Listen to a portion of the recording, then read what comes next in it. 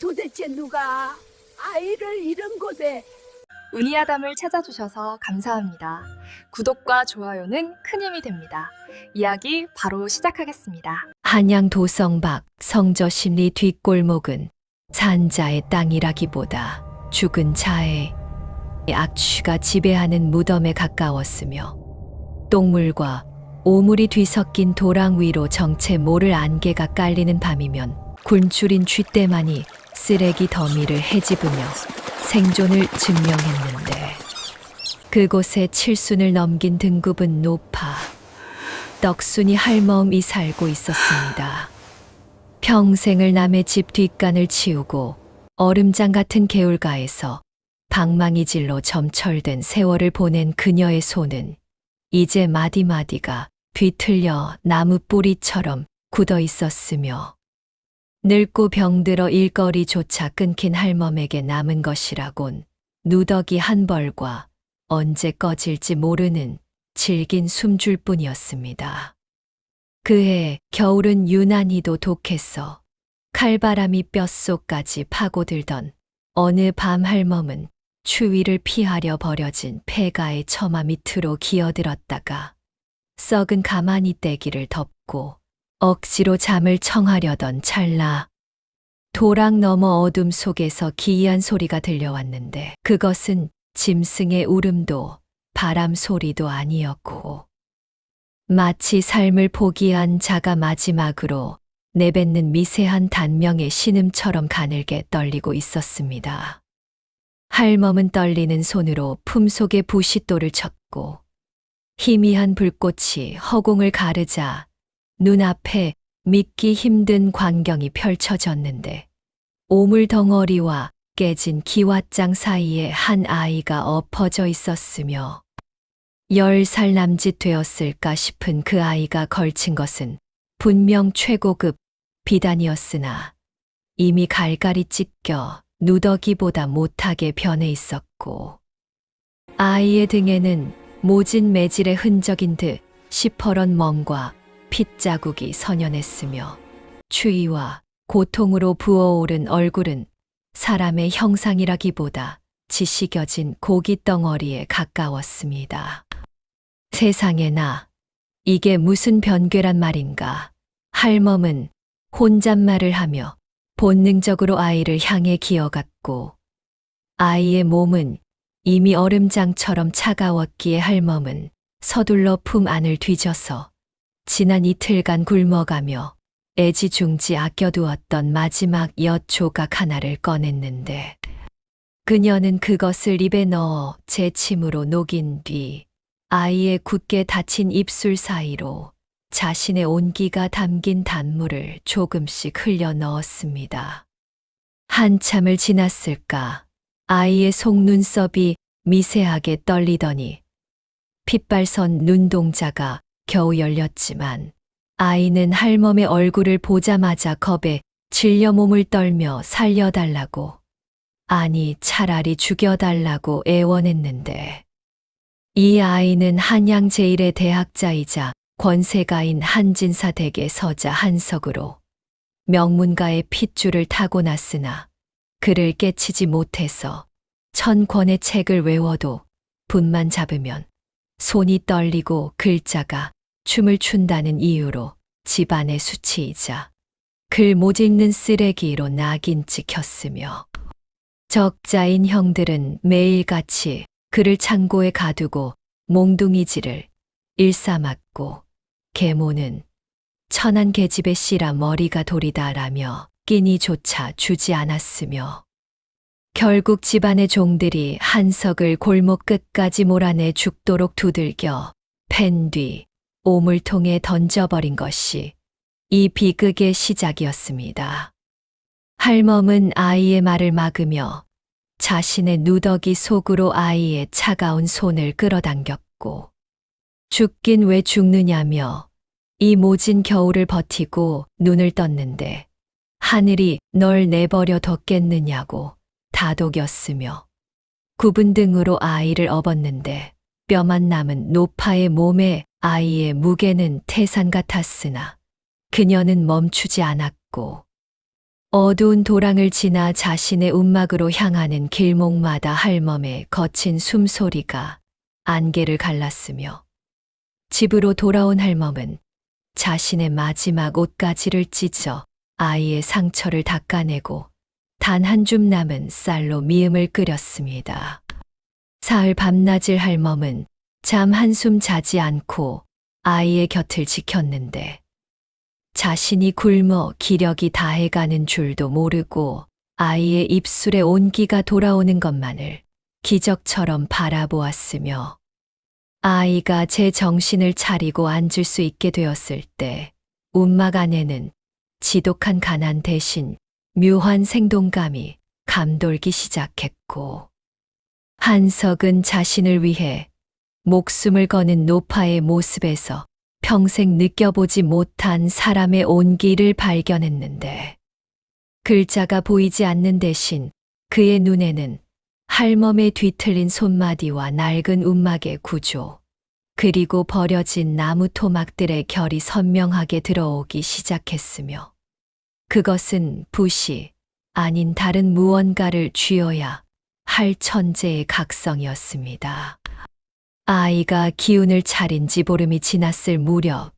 움막 안의 식량은 바닥을 드러냈고 할멈의 굽은 등은 굶주림으로 인해 더욱 낮게 가라앉아 있었으며 할멈이 남의 집 빨래터로 한 푼이라도 벌어보기 위해 나선 사이 홀로 남은 한석은 움막 구석에 쌓인 쓰레기 더미를 뒤지기 시작했는데 누군가 땔감으로나 쓰려다 내버린 비틀린 소나무, 조각과 구멍난 무명천, 그리고 녹슨 구부러진 못 따위들이 나왔습니다. 글자 앞에서는 눈먼 자처럼 헤매던 한석의 손이 그 썩은 나무 토막을 쥐는 순간 기이한 활기가 돌았고 아이는 부엌에서 가져온 이 나간 칼 하나로 나무를 깎기 시작했는데 서걱거리는 소리가 움막 안을 채울 때마다 거친 나무 껍질 속에서 매끄러운 곡선이 드러났으며 한석은 눈을 감은 채 나무의 결을 느꼈고 그것은 그를 외우는 고통과는 비교할 수 없는 마치 영혼이 손끝을 통해 세상으로 뻗어나가는 듯한 쾌감이었습니다. 저녁 무렵 할멈이 빈손으로 터덜터덜 돌아왔을 때 움막 바닥에는 믿기 힘든 물건 하나가 놓여 있었는데 그것은 나무로 만든 작은 인형이었고 단순히 모양만 흉내낸 것이 아니라 한석이 인형의 등 뒤에 달린 작은 나무 손잡이를 돌리자 놀랍게도 인형이 짧은 팔을 휘저으며 절구질하는 신용을 하는 것이었습니다. 이게 정말 내가 만든 것이냐고. 할멈은 눈을 비비며 인형을 바라보았고 아이는 쑥스러운 듯 고개를 숙였지만 그 눈빛만은 초롱초롱하게 빛나고 있었으며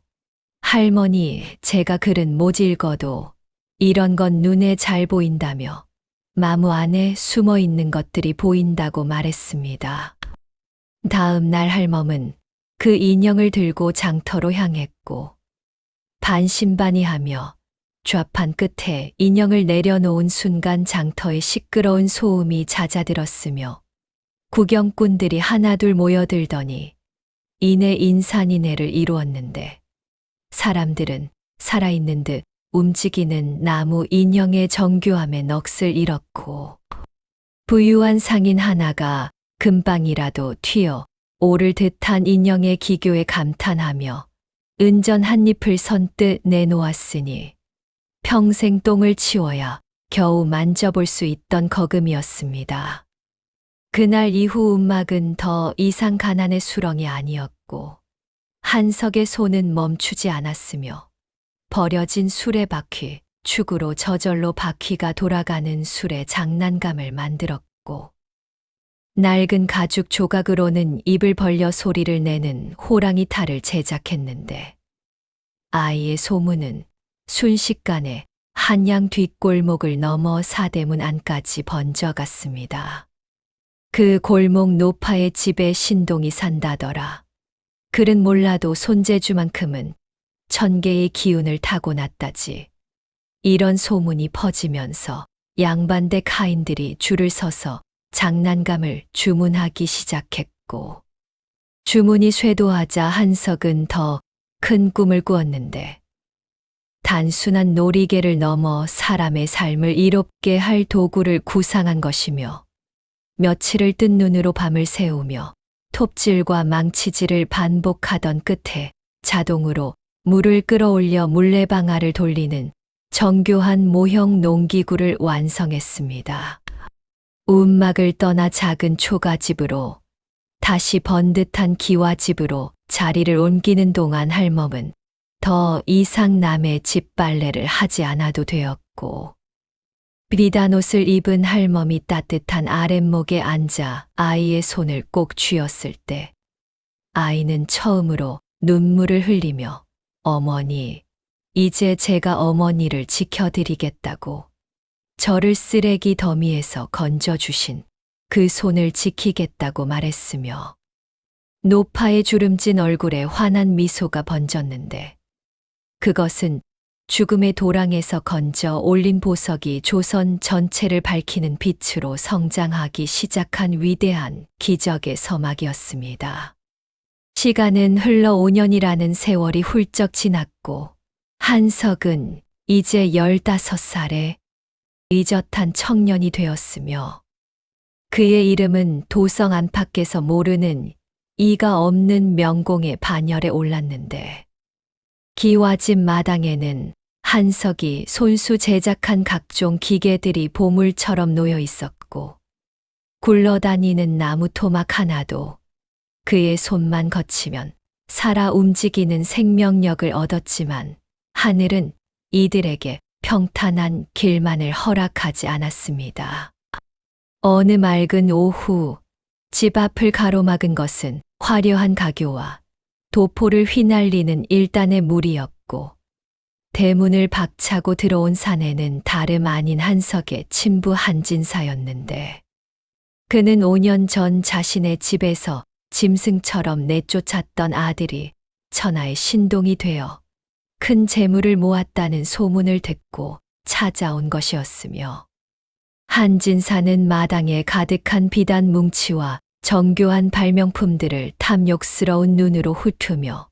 과거의 비정함은 간대 없이 위험을 가장한 호통을 내질렀습니다. 이놈, 내가 감히 내 허락도 없이 집을 나가 이 모양 이 꼴로 천한 것들과 어울려 살고 있었단 말이냐. 그 목소리는 한석의 가슴 속 깊이 박혀있던 해묵은 공포를 자극했으나, 청년의 눈에 서린 것은 이제 두려움이 아닌 서늘한 경멸이었고, 한진사는 할멈을 향해 삿대질을 하며 뻔뻔하게도 유죄를 주장했는데, 이 천한 노파가 내 귀한 자식을 꼬드겨 가출시키고 그 재능을 이용해 제 배를 불렸으니 내 당장 관가에 고발하여 내 놈의 목을 치게 하겠다고 소리쳤습니다. 할멈은 사시나무 떨듯 몸을 떨면서도 한석의 앞을 가로막았고, 노파의 굳은 살 박인 손이 한석의 옷자락을 꽉 쥐었으며, 그녀의 목소리는 비록 가늘었으나 단호함이 깃들어 있었는데, 나으리, 이 아이는 5년 전 나으리 댁 종들에게 맞아 죽어가던 것을 제가 길바닥에서 거두었사오며, 그 모진 겨울밤에 아이를 내팽개치실 때는 언제고 이제 와서 핏줄을 운운하시느냐고 말했습니다. 한진사는 코웃음을 치며 주위의 종들에게 명령했는데, 닥쳐라. 천한 노파의 혀놀림에 내 자식이 속았을 뿐이고,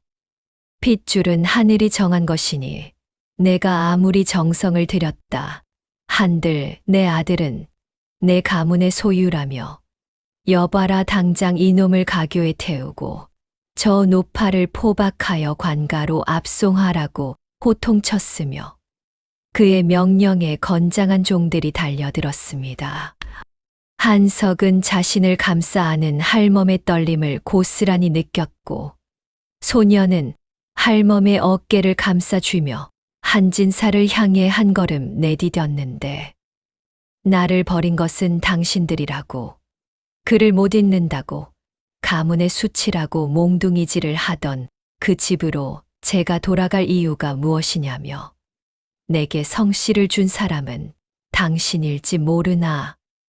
내게 삶을 준 사람은 오직 이 어머니뿐이라고 말했습니다.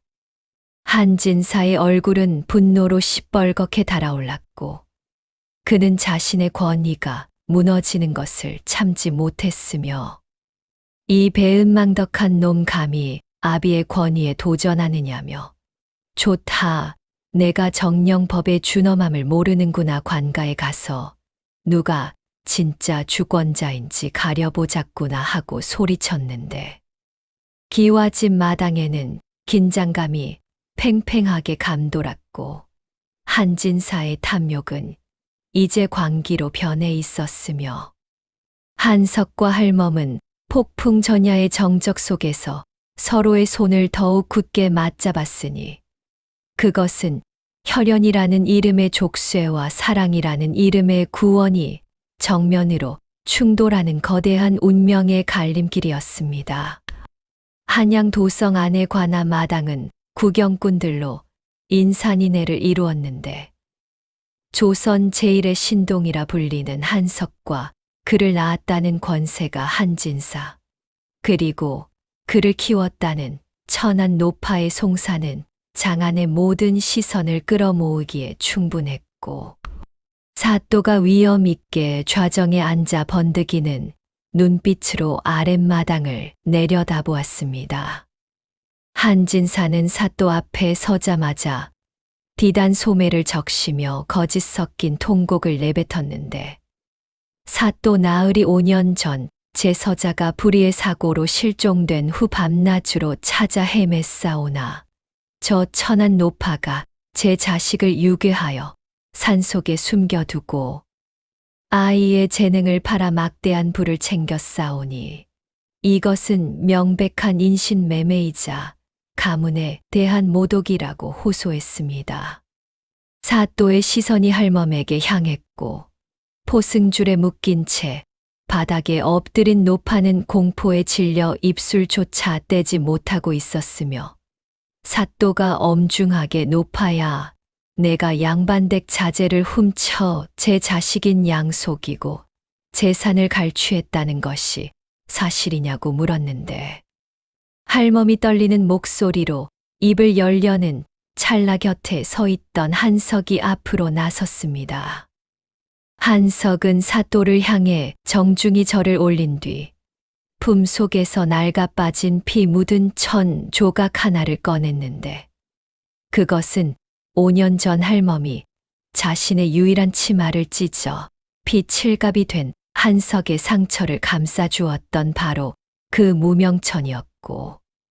사또 나으리 제가 증거를 보여드리겠사오며 저를 낳아주신 분이라 주장하는 저 양반께 묻겠사오니 당신은 제 등 뒤에 난 12개의 깊은 흉터가 어떻게 생겼는지 아시는지 제 왼쪽 발목이 왜 비가 오는 날마다 쑤시는지 그 상처가 누구의 매질에서 시작되었는지 아시느냐고 물었습니다. 한석은 의복을 걷어 올렸고 비단옷 아래 숨겨져 있던 흉측한 상처들이 세상 밖으로 드러났으며 구경하던 백성들 사이에서 탄식이 터져 나왔는데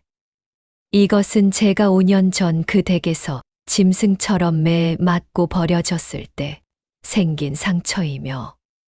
그를 못 잊는다고 서자라고 쓸모없는 인간이라고 저를 도랑에 던져버린 자들이 누구냐고 바로 저들이라고 저 노파가 저를 유괴한 것이 아니라 당신들이 저를 죽음으로 내몬 것이라고 말했습니다. 한진사는 당황하여 얼굴이 흑빛으로 변했고 이놈이 무슨 망발을 그것은 훈육이었을 뿐이라며 사또 나으리 자고로 핏줄은 천륜이 없고 저 미천한 노파가 감히 양반의 자식을 데리고 있는 것 자체가 국법 위반이라고 항변했으나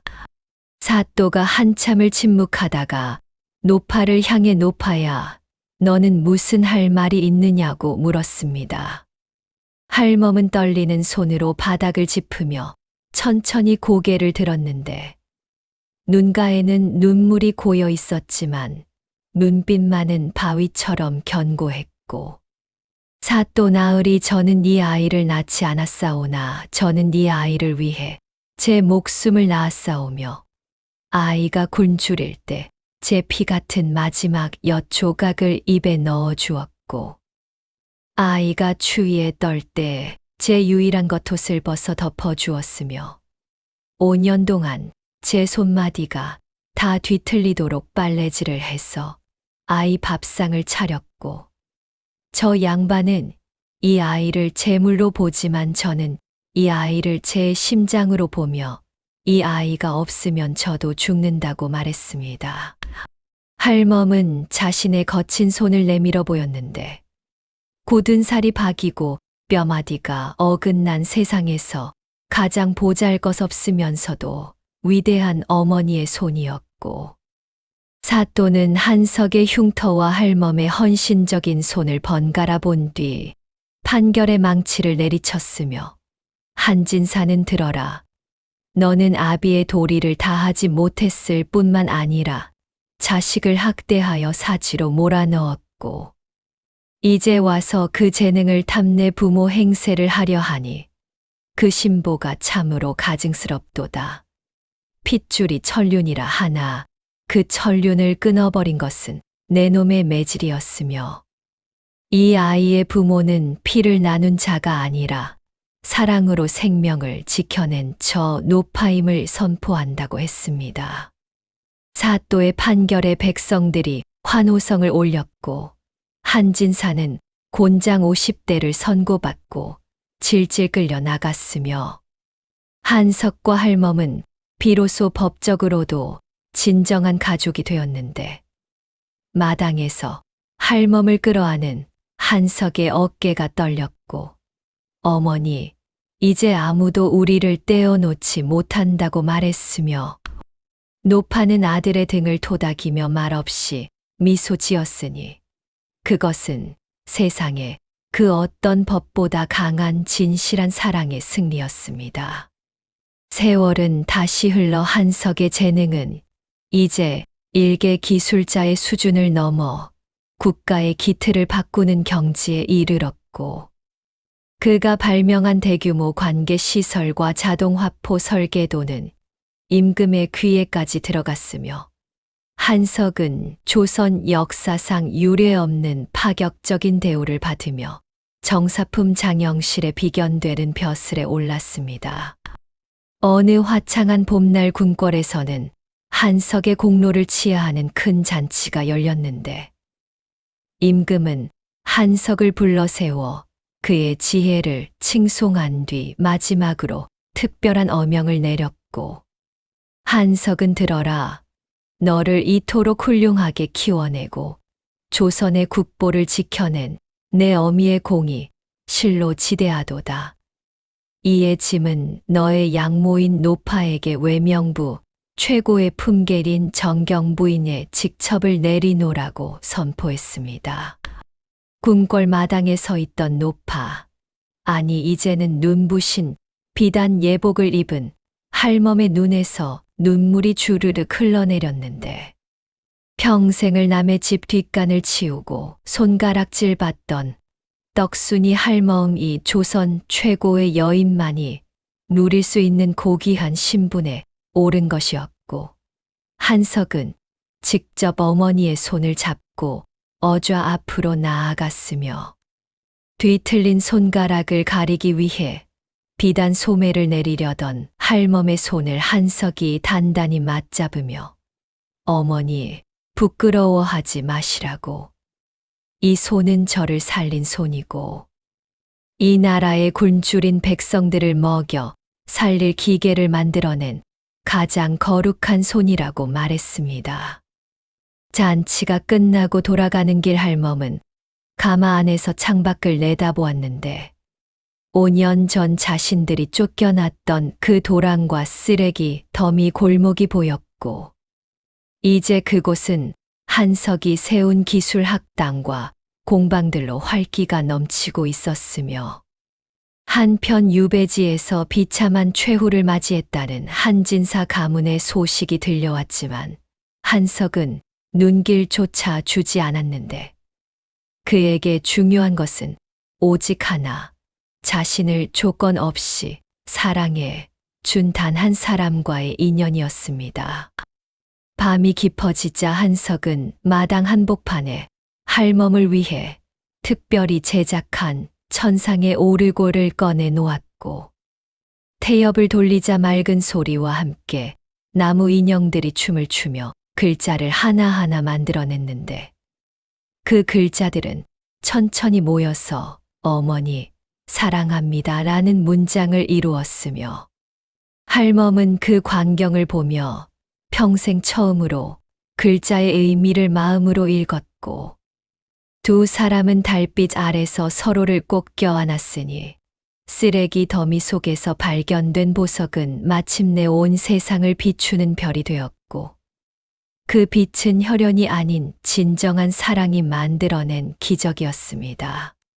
정경 부인이 된 할멈의 삶은 하루아침에 바뀌었는데 과거 그녀를 천대하던 양반 부인들이 이제는 고개를 숙여 인사했고 한때 그녀를 똥치는 할멈이라 부르며 코웃음 치던 사람들이 이제는 정경 부인 마마라 부르며 존경을 표했지만 할멈의 마음속 깊은 곳에는 여전히 그 쓰레기 더미 골목의 기억이 생생했고 그녀는 결코 자신의 과거를 부끄러워하지 않았으며 오히려 그 고난의 시간들이 지금의 자신을 만들었다고 믿었습니다. 한석은 어머니를 위해 도성 안 가장 좋은 자리에 큰 저택을 마련했는데 마당에는 사철꽃이 피는 정원이 있었고 방마다 따뜻한 온돌이 깔려 있었으며 부엌에는 언제나 풍족한 음식이 준비되어 있었지만 할멈은 가끔씩 그 화려한 저택을 벗어나 옛날 살던 뒷골목을 찾아가곤 했는데 그곳에서 여전히 쓰레기를 뒤지며 연명하는 사람들을 만나면 자신이 아껴두었던 은전을 나눠주고 그들의 손을 잡으며 포기하지 말라고 하늘은 끝까지 버티는 자를 저버리지 않는다고 말했습니다. 어느 날 할멈이 골목을 거닐다가 한 소녀를 발견했는데 그 아이는 할멈이 한석을 처음 발견했을 때와 똑같이 쓰레기 더미 속에서 떨고 있었고 옷은 누더기였으며 얼굴은 흙먼지로 뒤덮여 있었는데 할멈은 그 모습을 보자마자 5년 전에 그 밤이 떠올랐고 주저없이 아이에게 다가가 품에 안았으며 아이는 처음에는 겁에 질려 도망가려 했지만 할멈의 따뜻한 손길을 느끼자 그만 울음을 터뜨렸습니다. 할멈은 그 소녀를 집으로 데려왔고 한석에게 이 아이도 우리 가족으로 삼고 싶다고 말했는데 한석은 어머니의 뜻을 기꺼이 받아들였으며 소녀의 이름을 복순이라 지어주었고 복순이는 할멈과 한석의 보살핌 속에서 점차 건강을 되찾았으며 시간이 지나자 그녀에게도 특별한 재능이 있음이 드러났는데 그것은 바로 배를 짜는 솜씨였고 복순이의 손에서 나온 비단은 궁궐에 바쳐질 만큼 정교했습니다. 한석은 복순이를 위해 작은 배틀 작업장을 만들어 주었고 그곳에서 복순이는 자신만의 독특한 무늬를 개발했는데 그 무늬는 쓰레기 더미 속에서도 피어나는 들꽃을 형상화한 것이었으며 사람들은 그 아름다움에 감탄했고 복순이의 비단은 순식간에 한양에서 가장 비싼 값에 팔리기 시작했습니다. 할멈은 이제 두 자식을 둔 셈이 되었고, 저녁이면 세 사람은 함께 모여 밥을 먹으며 하루를 이야기했는데, 한석은 낮에 만든 새로운 발명품을 자랑했고, 복순이는 자신이 짠 새로운 무늬의 비단을 펼쳐 보였으며, 할멈은 그 모습을 흐뭇하게 바라보며 과거 자신이 상상도 못했던 행복을 느꼈습니다. 하지만 평화로운 나날은 오래 가지 않았는데, 한석의 명성이 높아지자 그를 시기하는 자들이 생겨났고, 특히 기존의 장인들은 한석의 혁신적인 발명품들이 자신들의 일자리를 빼앗아 간다며 불만을 품었으며, 그들은 은밀하게 모여 한석을 제거할 음모를 꾸미기 시작했습니다. 음모의 중심에는 쇠돌이라 불리는 대장장이가 있었는데, 그는 한양에서 손꼽히는 철물 제작자였으나 한석의 자동 농기구가 등장하면서 주문이 뚝 끊겼고, 그의 자존심은 여지없이 무너졌으며, 쇠돌이는 다른 장인들을 선동하며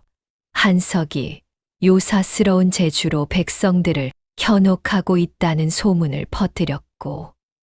심지어 한석이 만든 기계 안에 귀신이 들어 있어서 나중에는 사람을 해칠 것이라는 황당한 이야기까지 지어냈습니다.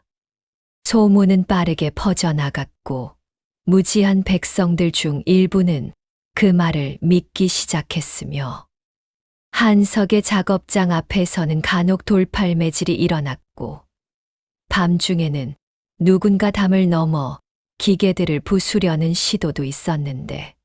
한석은 이런 일들에 크게 개의치 않았지만 할멈은 밤마다 잠을 설치며 걱정했고,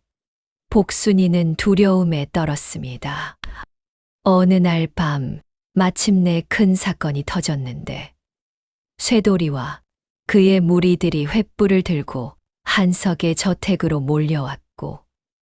그들은 취기가 가득한 상태로 대문을 두들기며 한석을 내놓으라고 고함을 질렀으며,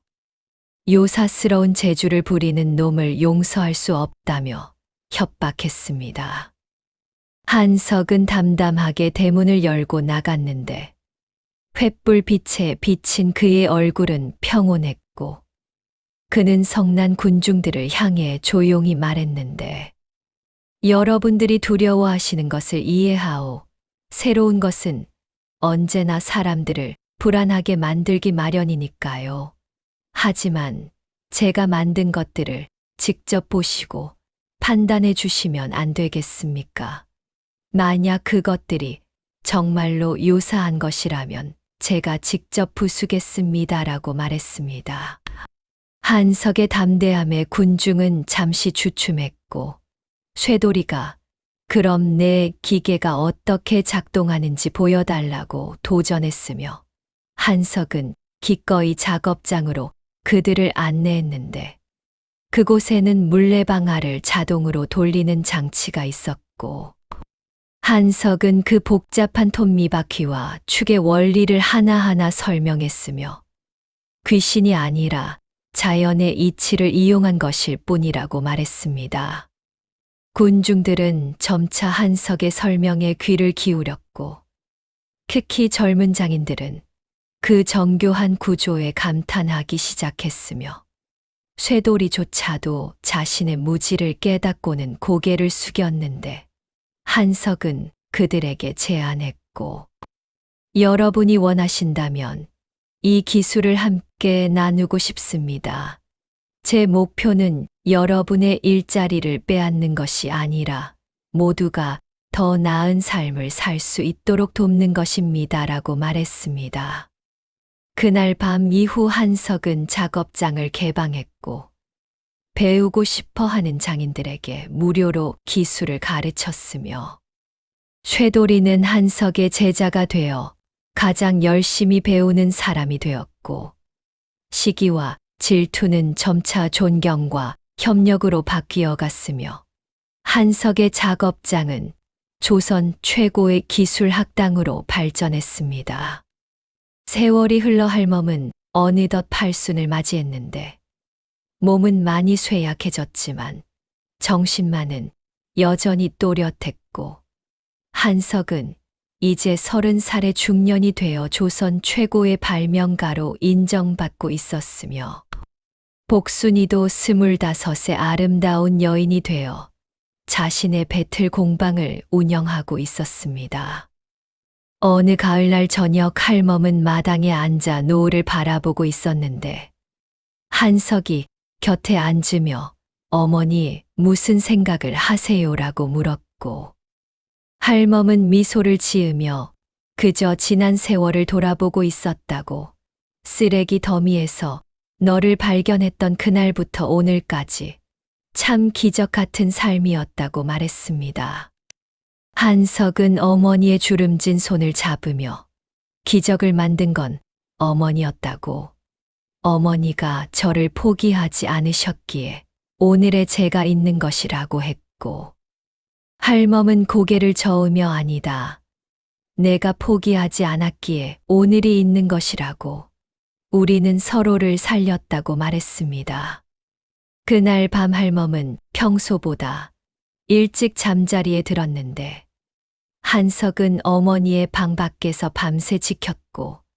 새벽녘 할멈은 조용히 한석을 불렀으며 한석이 달려가자 할멈은 마지막 힘을 다해 아들의 손을 잡았고 내가 이 세상에서 가장 행복한 어미였다고 너를 만난 것이 내 인생 최고의 축복이었다고 말했습니다. 한석은 눈물을 흘리며 어머니 아직 가시면 안 된다고 제가 아직 보여드릴 것이 많다고 애원했지만 할멈은 고개를 저으며 이미 충분히 많은 것을 보았다고 똥치던 할멈이 정경 부인이 되고 쓰레기 더미 속의 아이가 나라의 보배가 되는 것을 보았으니 더 이상 바랄 것이 없다고 했습니다. 할멈은 마지막으로 한석의 얼굴을 쓰다듬으며 앞으로도 많은 사람들을 도우며 살아라. 너처럼 버려진 아이들을 거두고 그들에게 희망을 주어라. 그것이 어미에 대한 가장 큰 효도일 것이라고 말했고 그렇게 할멈은 평화롭게 눈을 감았는데 그녀의 얼굴에는 만족스러운 미소가 머물러 있었습니다. 한석은 어머니의 장례를 조선 역사상 가장 성대하게 치렀고 임금께서 직접 조문을 왔으며 수많은 백성들이 거리에 늘어서서 정경 부인의 마지막 가는 길을 배웅했는데 그들은 모두 한 목소리로 말했고